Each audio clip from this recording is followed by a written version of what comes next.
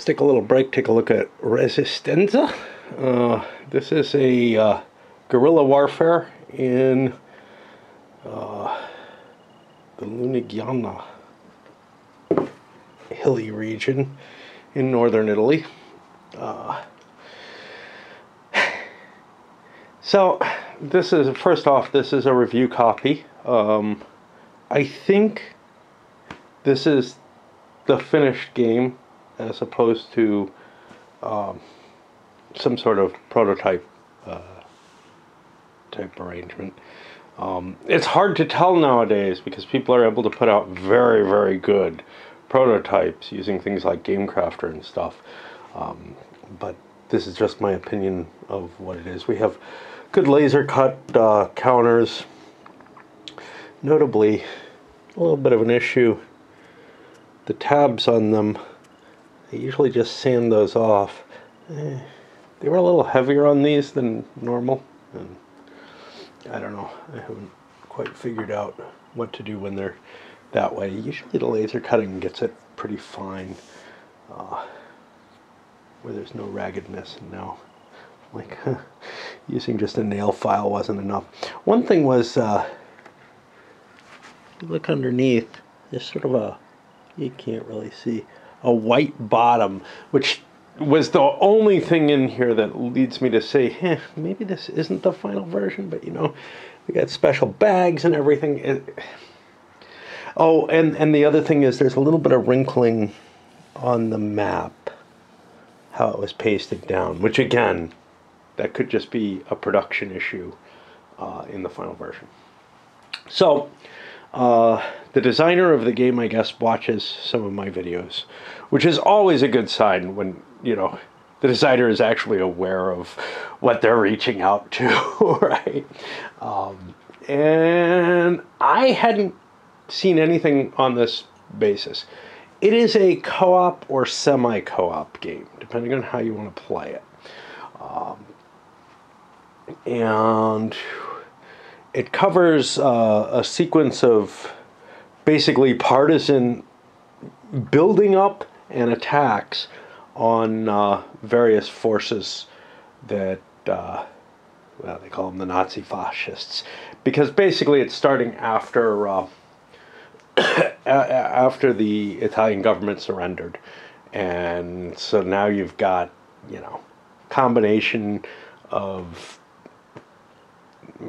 the Nazi military in place and fascist elements that were still supporting them throughout the period. And it takes you from that point until just after the Gustav Line falls, and you get to participate in some of the liberation events. So what do? You get a board, which is a little confusing looking and is going to take some getting used to. There's no question of that. By the way, I've played this once because the rules are significantly are sufficiently different from anything else I've really looked at that I really wanted to get an idea of what I'm doing. I got my ass handed to me, which was to be expected. It has a basic game that you're supposed to play to get yourself, you know, more of a chance. There's some ways to temper the difficulty of the game. I expect on the second game I will also get my ass handed to me, and that's perfectly fine. At least I know, you know, some of the flow of the game, even if I haven't come anywhere near, you know, getting good good strategic grasp on what I should be doing. It's kind of like Mage Knight in that sense, you know. You can really do poorly in Mage Knight, set at fairly easy levels when you first get at it, and then you're like, well, I'm starting to gain a little bit, and I guess some people get good enough that they can set it way high, and you have that kind of configuration here. That configuration is mainly dealt with from this deck of cards, which is a complicated set that has to be configured. Basically, what you're going to have is a number of periods of the game that, you know, you got it broken up by year in the cards, but there are actually more, there's more detail to that. There's basically two sets of cards for 1944.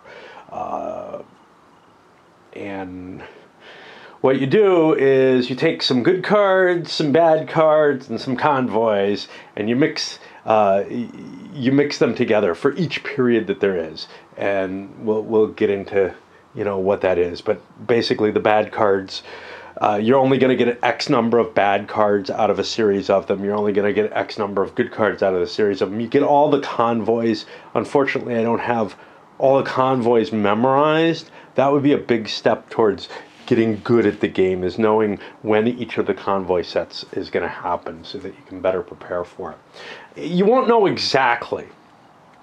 Let's see what else you have. Each player has one of these cards. Now, all the components are done in either in an Italian and an English version, both of which are provided. So, well, the map is the map. But like these cards, there's duplicates of each of them in Italian and English. These, there's no need, but these that have intricate event information on them, there's a whole big deck here of all of them in Italian. In addition, these cards come with a basic game version and the advanced game version, or the basic game version that I'm playing with, and the simplified game version that you're supposed to play for the first part. There are pieces available for 6 players, and the game supposedly holds 6. I'm only playing with 4 because that's what it was actually designed for, and there's certain little weirdnesses that happen if you play with more players. People get possibly different turns. They don't each get with 4 players, each player gets 1 turn each season. So to me, it's kind of the perfect number for the game. But you can run this from anywhere from 1 to 6 different players. And there's nothing really to prevent you from, because it's a co-op game in the base version, from playing multiple characters at the same time and working them together. It makes more sense than playing just one character anyhow. So even if I was someone in favor of solo, that would be a factor. In terms of configurations of the games, there's also, like I kind of mentioned, a semi-co-op version. It uses the same basic rules, but each player has their own scoring. There's an extra character card that isn't a character, it's just sort of they're the director of the insurrection, whatever, of the resistance, and they are able to make certain decisions, and when doing so, they have to pass the card, usually, where there's a goal to, you know, be the best at the end out of the factions, both in terms of glory and in terms of actual positioning.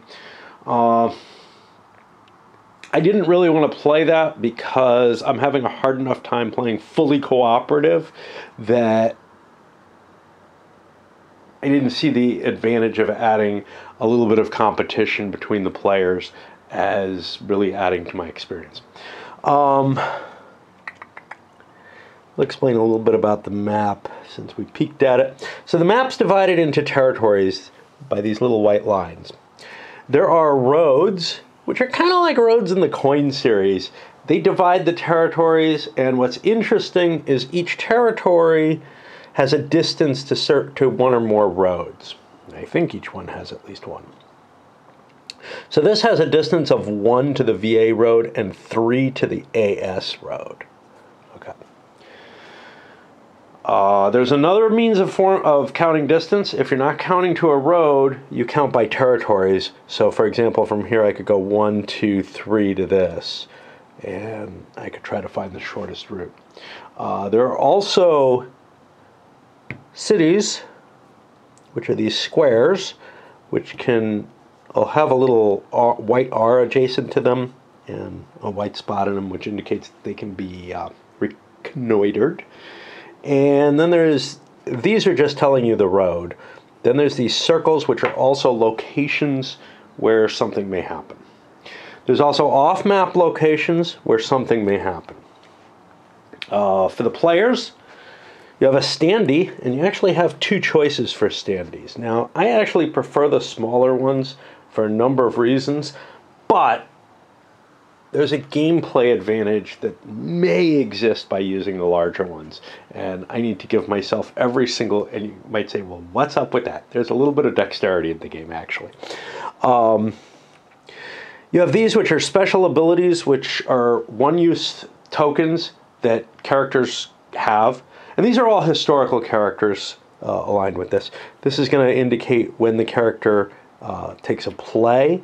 These are partisan groups. You're allowed up to 6 of them on the board at once, and they'll help you gather resources. They also give you some combat capability in and of themselves, and they absorb losses.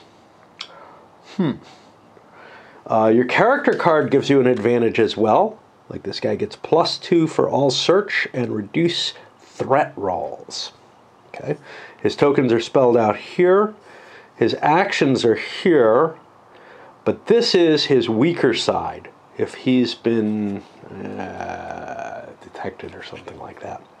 This side shows him with all his actions, and it gives his bonus up here, same as on the other side. Oh, exposed is the way that works, and I probably didn't do that right. You have less actions once you're exposed. Some of the tokens require explanation. Others are largely able to be just intuited because the symbols are used elsewhere. There's one more thing we haven't talked about. Yeah, there's a couple. But there's these cubes. Now, they're in the wrong place. We'll talk about that in a moment. There's no real space on the board to hold them, but I'm putting them here because that's a good space to put them because I'm using a bag to handle what goes in here. There's going to be a pool of counters that's in that bag. Now, my reading of the rules did not tell me any difference between the large cubes and the small ones, but if you make the large ones worth 5 of the small ones, that works fine. You could make it worth 3, and that would work fine as well. You do not have enough cubes to treat them all equivalent, though. You're a little short. In 4 players, and in 6 players, maybe you have to, I don't know, maybe you actually have to drop those to 3 or something. There's no explanation of how to do that, but it's a pretty simple concept. You have a die, normal die. You have this thing, which is you're measuring. This will be used for airdrops. That's the dexterity part of the game, which is really kind of weird to be in here. It's a minor facet in it. And then you have, and I've thrown them into a bag, a bunch of these counters with numbers ranging from 0 to 6. This is the strength and value of various fascist, I'm not going to call them Nazi fascists, that's too complicated for me. Various fascist resources that can indicate things that you might be wanting to steal or whatever, but it could also just be the troops there, and they're all defended at a rate equal to what their value is. You got these 2 extra bags. These are your scoring bags. As the fascists gain points, i.e. tokens from here that were not harassed or whatever, they end up in this black bag. As the resistance gains them, oh, these are nice feeling, and they go into this red bag. There's some ways that counters can be transferred between the bags. There's a whole bunch of counters. We'll get into that in a bit. Let's see, anything else? Oh, well, you got your rule book. You got a simplified rule book, and on my bathroom, there's a historical and designer's notes thing that I'm kind of reading through. I was kind of hoping to do it before I got to this, to get more of the story, but whatever. And there are duplicates of each of these full books in Italian as well. So for the writing within the rule book, so you got this weird sort of font here. which kind of causes this blurring in places and everything. I'm not sure what that's supposed to represent. It throws me off a little bit, makes things a little difficult. The writing is separated by sections, but not a strict numerical sequence like Avalon Hill or SPI would use, which means that it's a little harder to reference specific things when you're looking at them in the rules. And personally, I find it a little harder to remember stuff. However, it's hard to say how much that's a real factor because, again, it's not a terribly complicated game, but there's some really different ideas in it that don't sink in right away. And I needed to play around on the board. By the way, I love these drawings. These are the drawings on the character standees as well. They really emphasize the period in a way that is just so amazing to me. I mean, just look at these. And that was one of the first things that struck me. Like, most of the components and everything, you know, photographs on the cards, sure. Everything's pretty much... in terms of quality of the cards, I know I'm a hassler on these. They're a little lightweight. I got one that got bent a little bit, just sitting in the box. Yeah, fixes and whatever. But they're a little lighter weight. They're definitely not those really, really stiff GMT cards, but they're also not like the really flexible poker style. I mean, I know you call this poker quality. It's higher, you know, it's a higher quality than anything that was put out before like Magic came out. But they don't have... I've been beginning to see cards come out that have a really, really nice... I don't know what to say, a spring to them that's very much like really high quality poker cards. And these aren't at that level. They're also not as bad as those really, really hard GMT ones, which feel like they're indestructible, but like are almost impossible to shuffle. These are somewhere in between. Good enough quality though, by any question. So, we haven't looked over everything that's on here. This is an example of a combat card that I haven't shown you. That's these little guys here. The players are going to be using these as their resources, and they also get drawn face up as capabilities when the fascists attack. Okay. And the other cards, some of them look like this, where they have quite a bit of different information. And we'll go over what those different pieces are. But yeah, this has multiple different pieces of information, and you can use it for any one of those capabilities. Some of them match the values on here, which is why you don't need too much explanation on those. So, the overflow of the game...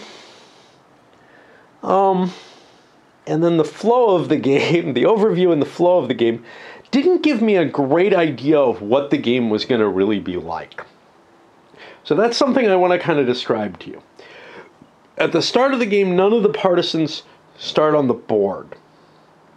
They're going to show up in locations, the red areas, not the cities or whatnot, and attempt to build up their brigades. Okay, none of that seems too magical. I guess the big thing is when you get to the flow of the game, each player's turn is going to be draw and resolve an event card, which might cause other things to happen. And you might have convoys, which don't count as events. They count as, I don't know, opportunities or whatever. They're sort of scoring events. Then you carry out actions. Well, that's a pretty broad term. And then you roll for threat reduction. Oh, really? Okay. Well, maybe that's why I did so damn bad. After performing action, you roll. If the die is higher than the current threat, discard threat equal... Yeah, okay. Well, that's why I lost terribly. I forgot about that section entirely. I'm feeling a lot better. Because I was kind of like, damn, I don't know if I can do anything in this game. All right. So I missed that. one thing that's key when you start looking over the actions, and we'll get to them later, but none of the actions are like go someplace and attack something. Your actions are going to be mainly about building up your brigade and reducing building up your brigade's capabilities and reducing the threat against your brigade through various means. So that's something that's not made clear right away. We talked about distances already. Each province has a distance to one or more roads, and it has distance to any other location on the map that's not a road specifically. The setup of the game, like I said, you pull certain cards and mix them together, stack them, pull a few more cards, mix them together, stack them. This is kind of a tedious operation, mainly because of random selection. You're looking at small sets of cards, like picking 3 out of 5, where for me, I don't trust myself with shuffle and draw, so I use a die roll to manipulate it all. Gloomhaven over there, which I haven't played in years now, and is still set up, ready for me to keep going. And I had to use the same kind of thing because, you know, if I'm shuffling like less than 10 cards at once or something, I consider it problematic, and I just don't trust my capability to not manipulate the cards. I gotta swap batteries. I've done a lot of babbling and we haven't gotten very far. How about that? All right. They talk about specific restrictions to conversation, etc. Basically, you can't show each other cards that you have in secret. You can discuss them, though. Although I don't think you can discuss their actual values. But you can say, I have a strong hand for this, or I can get there, or stuff like that. Okay. So the way you play the turn is the first thing that happens is a player is the first player, say this guy. He gets placed here to indicate, hey, I've taken my turn in this sequence. Draws one of these cards. That card will be referenced for a number of pieces of information. So in this card, for example, you'll be going top to bottom. The first thing you do is Parma is going to get one of these face down on top of it. That's building up forces that will come into play, that will be available to be attacked, but they're not yet. And you can intervene with them in other ways. Then you have an event here that you follow the wording of. Now, I've got some other examples here. So some of them will have this machine gun on them, which means that the player who's currently going is going to be searched for. And you follow the search procedure, which is over here. The brigade rolls a die. If the roll is equal to or less than the number of partisans discs that they have in the brigade gets an extra threat cube. And then, if that same roll is equal to or less than the brigade's threat, the latter is exposed, gets flipped over, ends up suffering an attack, and will have less things that can be done. If it suffers the attack, it gets the Nazi fascist attacks, which jump over here. Now these can happen for other reasons too. An event card can do that directly. So we'll hold off on talking about exactly how they work, but the point is a large force is more likely to be noticed. A force that's gathered a lot of threat, which is it's showy, it's doing a lot of recruitment and whatnot, or it's hit some of your forces, some of the enemy forces, is more likely to be attacked as well. Okay. The event itself, you simply read the event and you apply it. Now, some of the aspects to the events require their own specific rules on them, and we'll hit some of those as well. They give some clarifications on, terms that are used in the events and how they work, but there's nothing too exciting there. Here it does say, if an event specifies that brigades may carry out an attack at a certain location, such tiles are drawn from the pool and placed face down on the location. If no brigade attacks, if nobody takes advantage of that, those tiles go into the Nazi fascist victory point pile. If they're attacked, it depends on the result of the attacks. They could end up here or here. Okay. Now,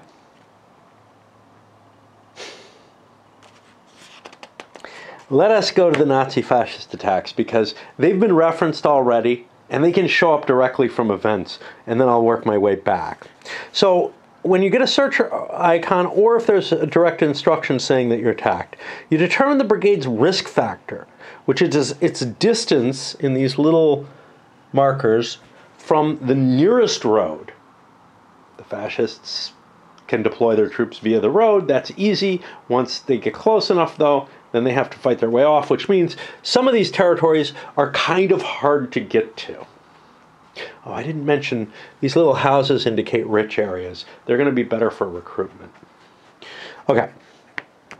Keep that in mind. That's not important yet, but that's the risk factor. Now, the brigade that's under attack draws a number of combat cards from the deck equal to its threat, which is the number of cubes that it has. Those, and that's limited to 6, just like the brigades are. But you can't take on additional threat, like optional. You can't take an action that would give you extra threat if you don't have room for it. So these cards are then drawn out. Let's say you had three threat. 3 cards would be drawn. They're placed face up. This is what the fascists are using to attack you. The brigade under attack looks back at their risk level, right? And the fascists have to come up with a number of white and black arrows. Most of them are going to be these white arrows, like this, equal to that risk level, how close they are to the road. The lowest combat value possible that includes at least that many arrows is discarded from the attack. That's what it took for the fascists to get to you. Then whatever's remaining is the attack value that the brigade's facing. Now, it's never good to be attacked. The attack may well have a strength of 0, in which case the brigade just wins and is not harmed. But it might have been exposed, which is not good. If the attack's not 0, the brigade has to defend itself. And it does this by discarding its own combat cards for their numerical value in an attempt to, I believe, exceed?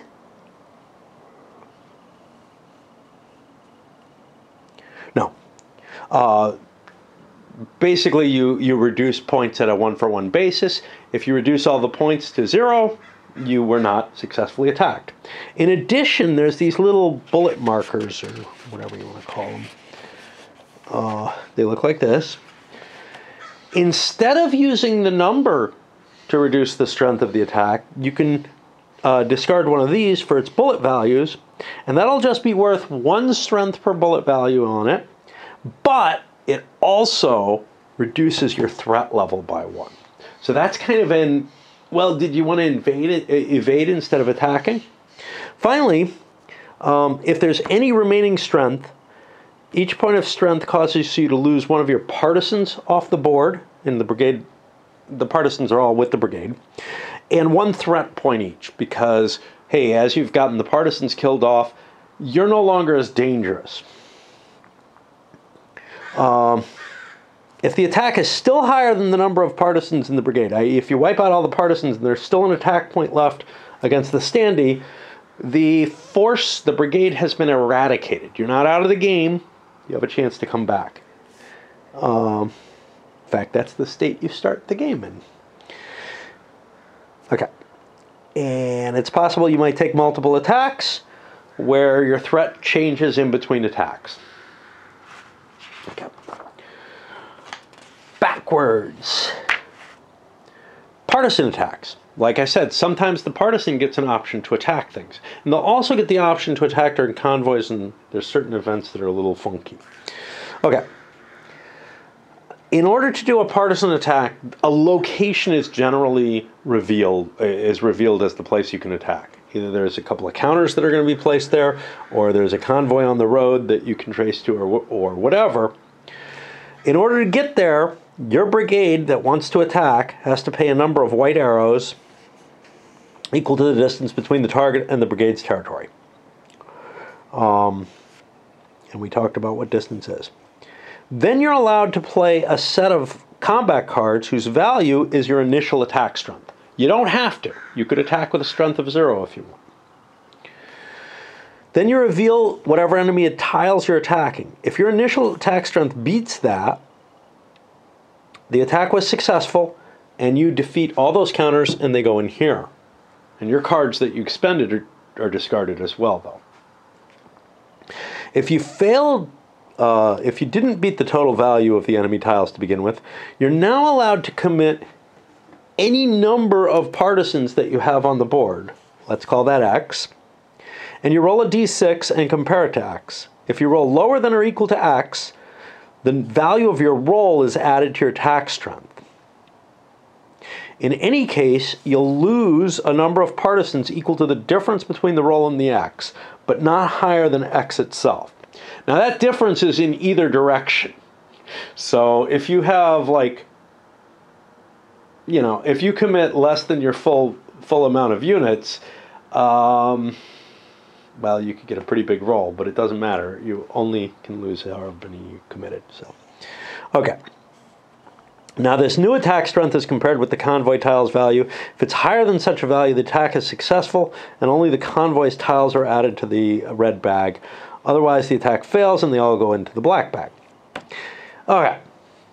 There are some special rules for some special cases, which we will deal with as they happen, but I wanted to talk about something that's probably just a stupid... Oh, yeah. These counters. So these counters are kind of like special powers. You're allowed... You don't have to commit these with your attack cards. You're allowed to add these in at any time. Now, that at any time is a little different. It doesn't mean you can retroactively do something, but if you see the enemy attack strength, you can increase your own strength by 2 points in this case. In other cases, you might need a movement, you might need footprints, because those allow you to march, which is something different than moving. I am almost out of battery, so let me take a look at the special cards. The Garfagana Offensive and Carrara's Free Zone allow all the brigades to attack the enemy tiles together as a group. One brigade pays for the distance, and all the brigades can add their own combat cards and throw partisans in, regardless of the distance from the location. These two exceptions, and then the final liberation attacks. I don't remember that being the case. Any other attack, oh yeah, is only carried out by one brigade. There's also an optional Gunpowder Factories, which I didn't play with. That's an advantage to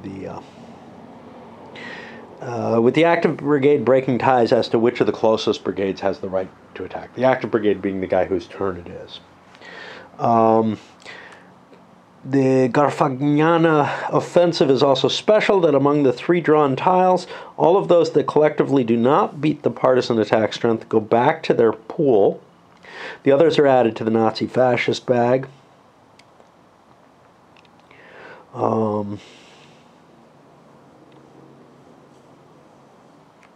The brigades cannot gain victory points through this attack, but they can prevent the Nazi fascists from getting any. The to the fort, and this is where the pool is. The to the forts indicates no spaces, so does not require any payment for distance. Besides, its attacks are special, and the card itself will tell you, as does this, it allows partial victories. I have to break here because... I'm almost out of battery on this one, and well, that battery's having trouble charging at all. All juiced up now. Did a little bit of yard work, which makes me feel better. Airdrop. Some of the cards tell you to do an airdrop, and basically what happens there is the currently active player places this thing over his province, wherever he's in, and gets a die at least to the 100-meter mark. Now, you're allowed to configure this. You put it there, and you drop the die. The first place the die lands has to be in the province that you're targeting, which may not actually be the Brigade province. Sometimes the cards tell you to pick a certain province. Where the die lands, if it's in a province, if it's touching a province that a brigade's in, the airdrop has successfully hit that province. If there's multiple choices of places with brigades, the phasing player, I think, gets to choose which province gets it. The roll on the die is used to determine how many resources, in terms of cards, that player gets for their brigade. Now, it's half a die's worth, basically. Anyway, you're allowed to screw with the pieces that are on the board to some extent. You're allowed to fiddle around with your pieces and place them as you like to try to create barriers or to try to soften the landing or something like that, and whatnot. If it doesn't land anywhere where a brigade can pick it up, the resources are lost. So that's a weird thing. Okay. Convoys. One of the 3 sets of cards that goes in here are the convoys for each period. Convoys are going to direct you between, they're going to mention 2 cities. One as the source of the convoy, and one as the destination. And I think it's only these cities. And you'll basically travel along this main road from one place to another. All the pieces that are here, in whatever form they're in, some of them maybe face up, start heading along it. And brigades along the way have 1 chance in the basic game to make an attack. Now, all the players can make an agreement as to who's going to make the attack. They can actually do some things to help each other by using their own powers. Some of the powers allow you to lend a card or give a card away and stuff like that. You have to use your distance from the road, and you have to use that many movement arrows to get you to the convoy. And then you have to attack what's in the convoy. And that's done following the normal partisan attack fashion, which is you select a bunch of cards, you turn all the units of the convoy over. If you exceed them, you win, etc. And you're allowed to modify by killing off or by risking your partisans.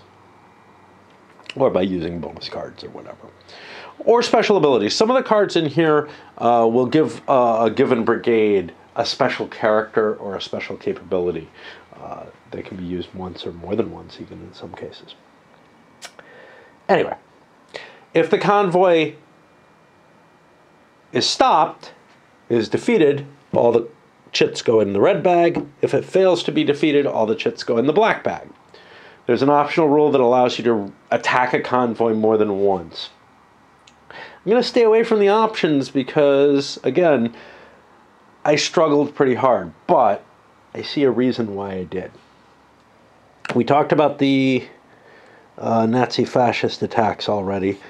Eradication, if a brigade is completely eradicated by an attack, this is the only way it can happen. And that's when you have no partisans left and you're due to lose 1 from the attack. Then the brigade loses a token from the partisan bag into the fascist bag. It rolls a die with a 50-50 chance for each card that the brigade may have, and it loses those. And it falls off the map. This is sort of the beginning situation in the game. And we'll talk about this. Anytime a brigade goes, if it's not on the map, it has the capability to come onto the map, and must. Okay. So that's pretty much what happens due to the event cards. And the event cards are the only way, other than a final game thing, that can cause you to be able to make attacks on stuff. That was a concept that was not clear to me just from reading the rules right away. So you have a series of these actions. The first one is come on the board. It's form brigade. If you're not on the map, you must carry out a form brigade action. The standee can go on any territory on the map that does not have another brigade. Territories being the red areas, not anything else. There are some cards that allow you to form the brigade through the event resolution. If this happens, the chosen territory still has to be unoccupied, but you get a full turn afterwards. It's just sort of a free action in there. If a brigade is eradicated during another brigade's turn, it has to wait till its own turn to come on the map. If it's eradicated just before its own turn, it can come back immediately, but it can't come back in the same area in that case. Okay, recruit. You get an extra partisan for each. You can do multiple actions in this game. Now, in the basic game, you could only do one action per brigade, I believe. Or not the basic, the simplified game. This is the standard game. You're allowed to take as many of these partisans, up to your 6, and for each one you take, you have to take a threat cube. And again, that can only go up to 6. Equip. For each threat you take, you get a combat card. Now this has a this is the one with a restriction. Well, not the only one. This one has a restriction on it. You can't do the next action, which is diffuse, along with equipping, but you can recruit. You discard combat cards that have the little evade icon on it, and or any number of partisans from the map, and then you discard threat equal to the number of those pips or partisans that you discarded. Dispatch. This gives you a threat, and then you're allowed to exchange combat or event cards with one other brigade, up to a maximum of 6 cards in each direction. The number of cards doesn't have to match in, you could just give somebody cards, you can make trades, etc. I didn't do that, although I did use the special ability, which allows you to do it at any time, which is more powerful, perhaps. Although you could pick up a threat just before you're able to do something in your turn. Unfortunately, the action, because you can't do an attack in the turn, the actions mean that you're not able to do the dispatch to prepare yourself to launch an attack on a convoy or something, except in the case of these special counters, which is kind of weird, and there's some talking about this. Many of the dispatchers were female. Now, one of the things with this this game is actually, I think half the characters are female, which is kind of nice. So these are the 2 we don't have on the board. We only have 1 female to 3 males, but it's 3 and 3 overall. Recon. This is one I also didn't do. You can scout a city through recon in order to reveal the tiles that are sitting there. This will have an R and a white circle to where you're going to hit, and there's 2 different ways it's represented, going off map or here. You have to be able to discard a number of movement arrows that'll get you to the location. Then you get a threat, unless you have a certain card, and you turn up all of the face-down enemy tiles in the scouted space. That can be very powerful because you want to see, hey, what's this convoy going to come to when I get a chance to attack it. That's the main purpose to it. Okay, because the convoy, all the tiles remain face up. All right, disengage. The brigade has to discard 2 footprints to discard 1 threat and move to an adjacent unoccupied territory. Roads are just a separation between territories. They're not someplace you can go. There's an optional rule for loss of control. We'll look at the optionals. I don't think I'm going to touch any of them. Okay. You could also, or instead, do something called march. This is very similar. You discard one threat and move a number of spaces by discarding partisans or footprints for each space you want to move.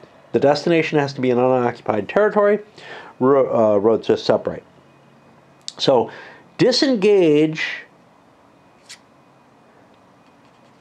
allows you to only move one space for 2 footprints, and you discard a threat. March allows you to move as far as you like and allows you to discard a threat. No more than 1. Okay, well, why would you choose disengage? Well, because March says you can't do any other actions. Now, there's a character who has the special ability that they can march and do this other. Finally, the thing that I never did, threat reduction. As soon as you've done all your actions, you roll a die, and if the die roll is higher than the current threat, you discard the difference between the die roll and the current threat. And that difference can only go in one way because there's a limitation as to it being higher. All right. Once all 4 of these spaces have had a character little pip put in them, or piece, you reach the end of the season. Every brigade gets 1 combat card, the little guys up there, for each partisan they have on the map, plus 1 if they're in one of these rich or populated spaces. Here it says populous. I think elsewhere it said rich. Sustenance. Then every brigade has to discard a number of combat cards. Well, they have to discard combat cards with a total value equal to the number of partisans you have. So there's sort of this mix here. The more partisans you have, the more cards you draw, but the more partisans you have, the more you have to spend. The cards tend to be higher than 1s, though. They go up, I think, to 4s. Finally, spoilage. Each brigade has to discard down to 24 divided by the number of brigades in play, which in this case, I'm playing with 4 brigades, so that's going to be 6 card hand limit. Okay. So, you do this until the deck runs out. Every 4 turns, you play out the end of season. Now there's this special end of game liberation phase. This is after the Gustav line falls. The partisans are asked to help or end up helping capture some territory. How does this work? Well, all the enemy tiles in Parma are moved to Pontremoli, etc. They move onto the map to where they're within range to be attacked. And each of these has its own. This one actually splits between here and here. Okay.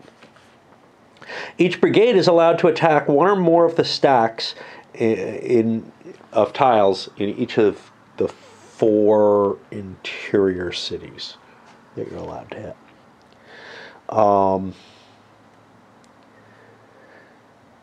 For these attacks, the stack may be attacked by more than 1 brigade, and they can add up their values for that. Now, then you do them in order. The partisan attacks are resolved city by city. The enemy tile. Okay, so the first thing that happens is you have to be able to get to the city in order to make the attack.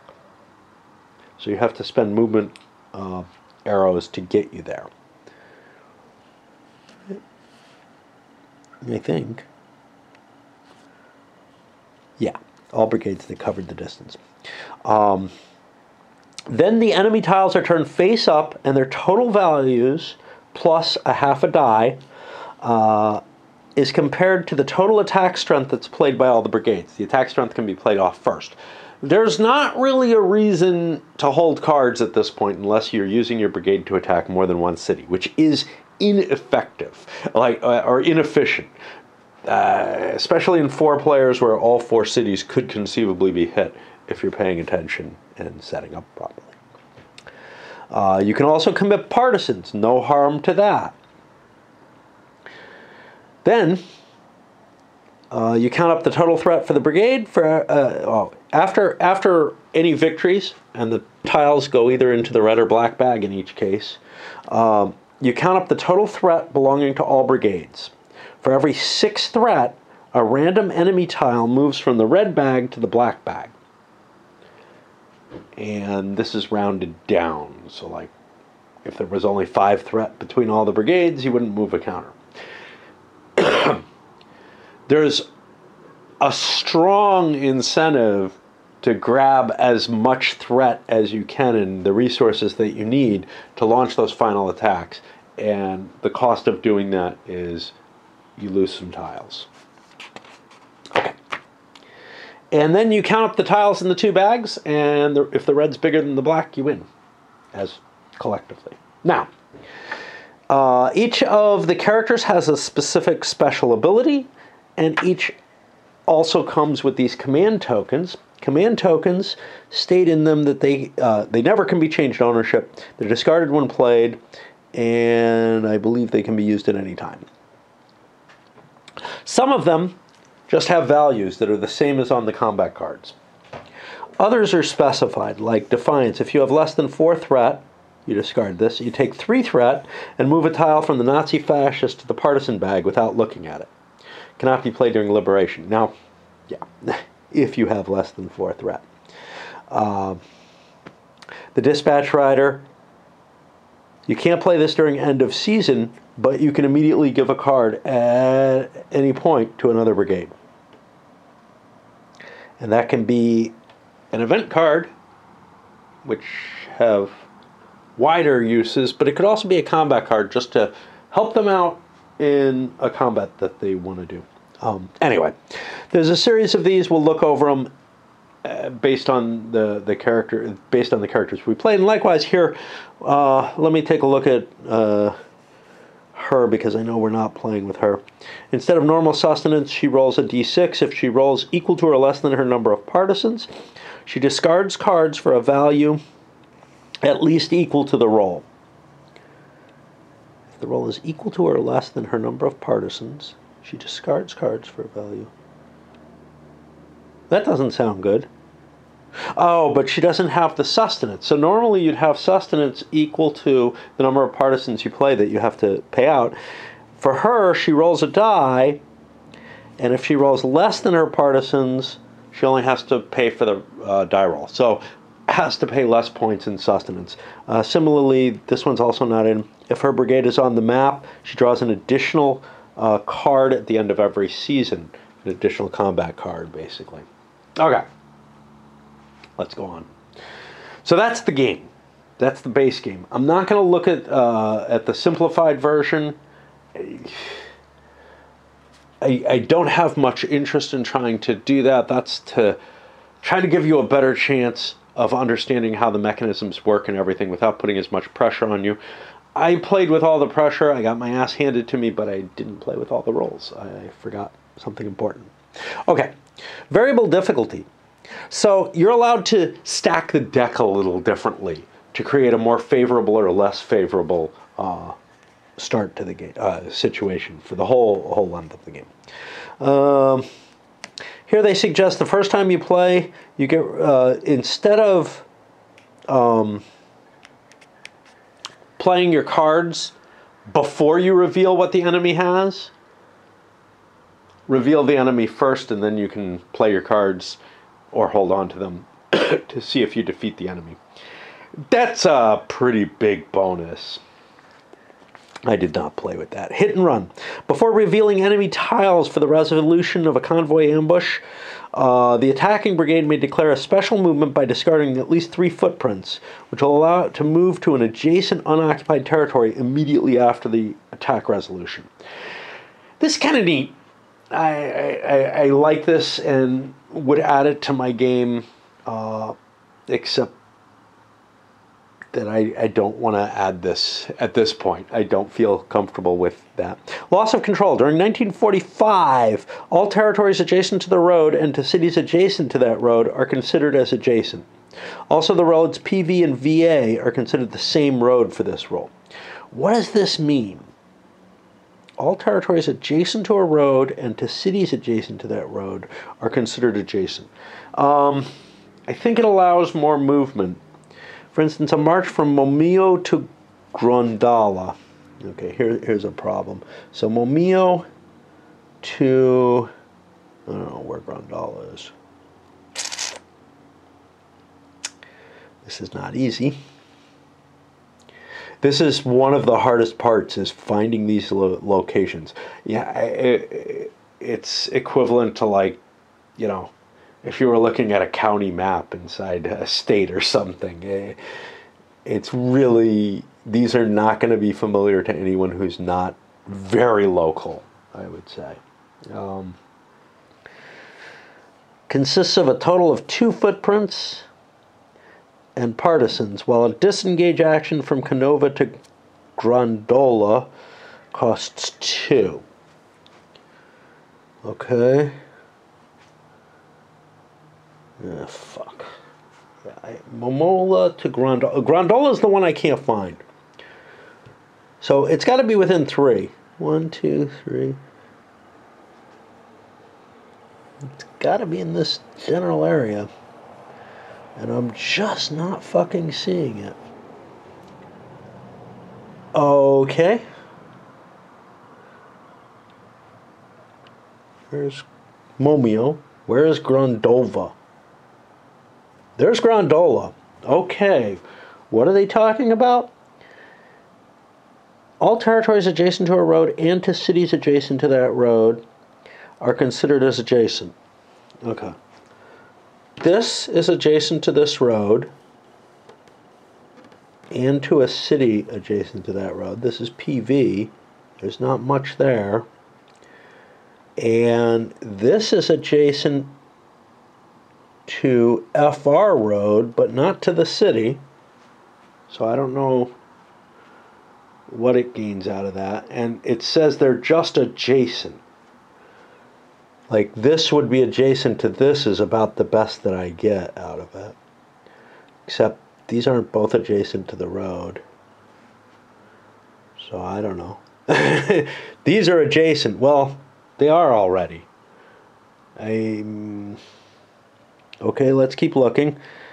The roads PV and VA are considered the same road. PV and VA. Okay, so I could move... I guess they're saying I'm adjacent to this road too. They're saying 1. I'm not buying it. I'm just not buying what they're talking about. So I do not know. So they say it costs a total of 2 footprints. It's a march.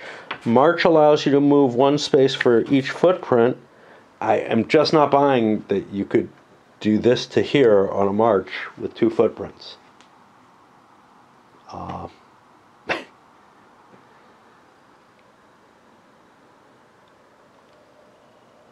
Are considered adjacent. Yeah. No. If they were considered the same, I could move from here maybe to here for nothing.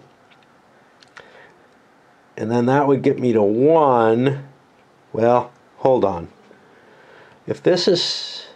Jesus, I don't know. I mean, if it's the same, no, it's no good. So the same would be a cost of... This is the same, so this is 1... And then I could ride down to here. Second one gets me here. And then I could do all those. So I think the feeling here is not that they're adjacent, but that it costs nothing to move across them. Let's see if the other one. A disengage action from Canova to Grandola costs 2. Well, disengage always costs 2 and only lets you go 1 space. So we're saying Grandola, Canova to Grandola. Where's Canova?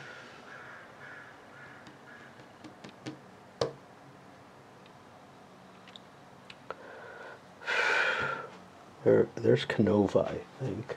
Let's check my spelling. Canova to Grandola would cost 1. So I would be able to say, I'm adjacent to this city and this is adjacent to that city. Is that what they're saying? And to cities. So here's the thing. The wording of that made it sound like it has to be the road and the city. I think it's roads or cities. So I could go from here to here without paying anything. Here to here without paying anything. This isn't a city. So I guess this is the 1. And then I go up there for nothing.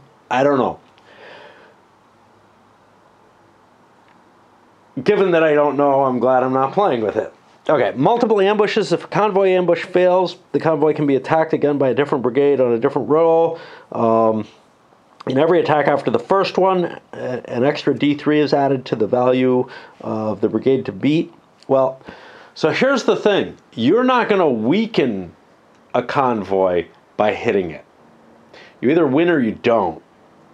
So, multiple ambushes only really works with, wow, we really screwed up, but now we know what's in it, and maybe we can put more forces in and hit it again. And you don't really know what's in it because you got an extra D3 in there. Gunpowder Factories. Okay, there's going to be 2 of these factories on Villafranca and Palerone. That's these 2. Okay, so that's what those circles are for. And these are these markers. The active brigade can carry out a recon, paying distance, and receiving their threat to get, and that'll place a half a die worth of enemy tiles face down on the factory. Those tiles can be revealed using other means, but not by recon. Afterwards, an active brigade with threat lower than or equal to 6 minus the number of tiles on the gunpowder factory can pay the distance and allow all of the brigades to attack together. If the attack fails, the active brigade gets a threat and the enemy tiles go into the Nazi fascist bag, and the gunpowder factory is gone from the game. If the attack succeeds, the tiles go into the partisan bag. Also, a number of combat cards equal to twice the number of defeated enemy tiles is drawn and laid out. Number of tiles, not the value. On the table, starting with the active brigade and proceeding in order of contribution, the brigades which took part in the attack take turns to add a card on the table to their hand or pass until all the cards have been assigned. Finally, the gunpowder factory tile is placed on the event deck. The next search icon is completely ignored, after which the factory tile is discarded. Both the gunpowder factories can be reconned, but only one of them can be attacked successfully. As soon as that happens, the other one is taken from the game. Should enemy tiles in the pool run out while there are still enemy tiles on the gunpowder factories, these are used as if they were enemy tiles in the pool. The active brigade decides which tile to use, if any are face up, and from which the gunpowder factory to take it. The recon used on a gunpowder factory will activate character's special abilities. And then the most complicated of the optional rules is semi-co-op. The key to this is really the political commissioner. Each player is going to have their own pool of little squares of enemy tokens that they've captured and been responsible for.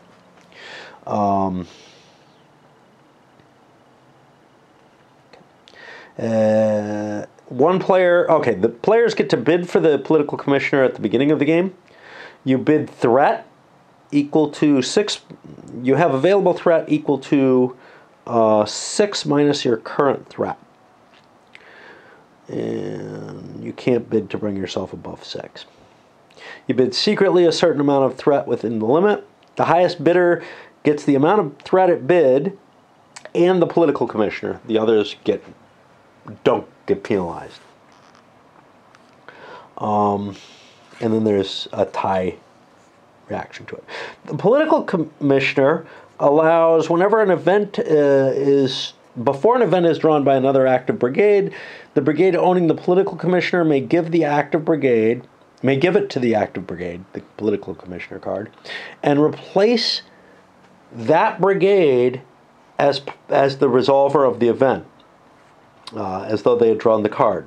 This does not apply to the search icon, which must be resolved before the brigade gets interrupted. This power may also be activated to resolve attack priorities during a convoy. It's a tie-breaking thing. After the event, the active brigade takes possession of the political commissioner and is able to and does the rest of its game turn. During the liberation phase, the political commissioner decides how to distribute the tiles on La Spezia between these two spaces. That's not that big a deal. as well as the order in which each brigade should assign combat cards to each city, but the cards are only revealed before the enemy tiles once all the brigades have committed all their cards. In the liberation phase, the brigades must spend all of their cards for the final attacks, although they do not have to commit partisans, i.e., you're not allowed to try to lose the game at this point with some kind of concept of, oh, well, let's make it all a tie because I don't want, the liberation to succeed. Personally, I would say it's a pretty damn hard sell. Semi-co-op games almost always feel to me like you should not be trying to play for the everybody loses scenario with the idea that, well, nobody did better than me. Rather, you really should be playing for victory. Now, there are potential exceptions with that. Republic of Rome is probably the most impressive of that. Would it be better to be, ruled by a dictator, or is it better for Rome to fall? That's a harder call than in most of them. Things like Canadian Civil War, I'm trying to think of others, Mage Knight. To me, the bad effect, the bad effect is too bad to justify trying to lose the game just to come in as badly as everyone else. Another example, again, in Republic of Rome, is that you might be in a situation where you could cause the game to be lost without somebody challenging to put a military dictatorship in play, where somebody's just becoming so important, such a great man in Rome, that, that's a much harder situation to say, well, Rome's being completely degraded here. Anyway, going into some philosophy that doesn't really matter.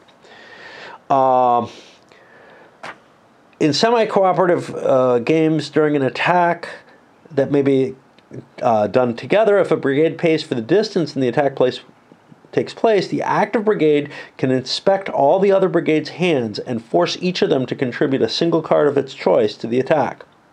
The brigade is still allowed to commit more than one.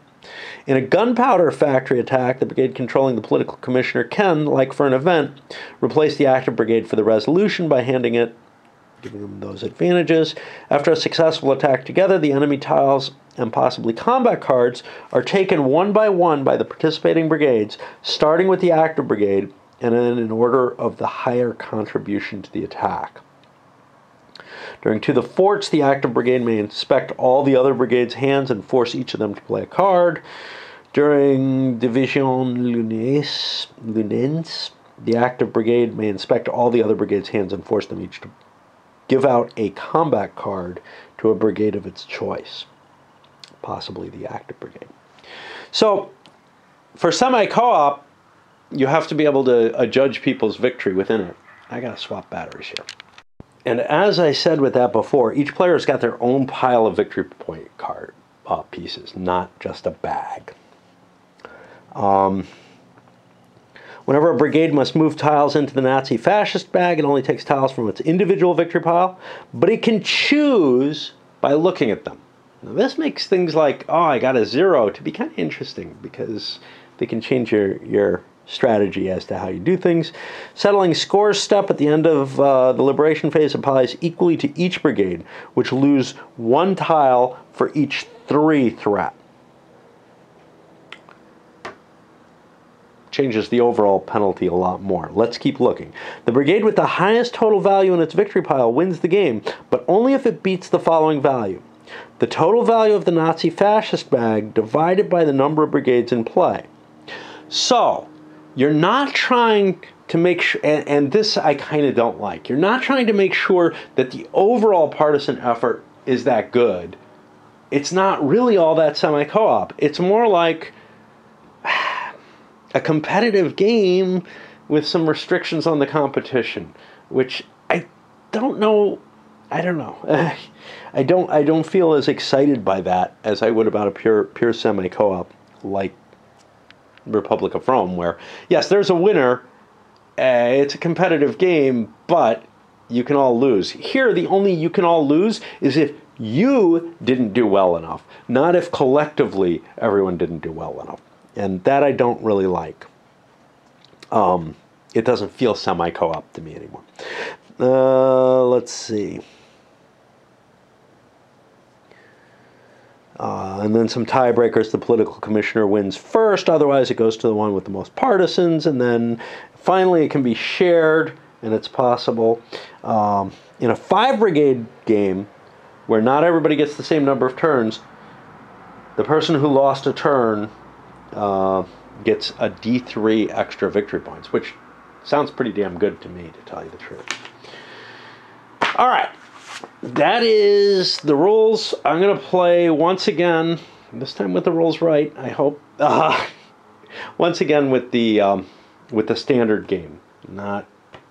Certainly not the lighter learning game, but also I don't feel like configuring a bunch of optional rules in right now. It took, I don't know. It took me a lot to get kind of some of the core ideas of the game, like I'm not launching attacks all over the place. Okay, I'm thinking Tito here, but it's the only other Resistance game I have that I can think. Well, okay, it's the only other World War II Resistance game I have. I have obviously coin games are going to be like that, and Blood Tree Rebellion. Probably make arguments of some other stuff. So up this goes, and I hope I'll get started today.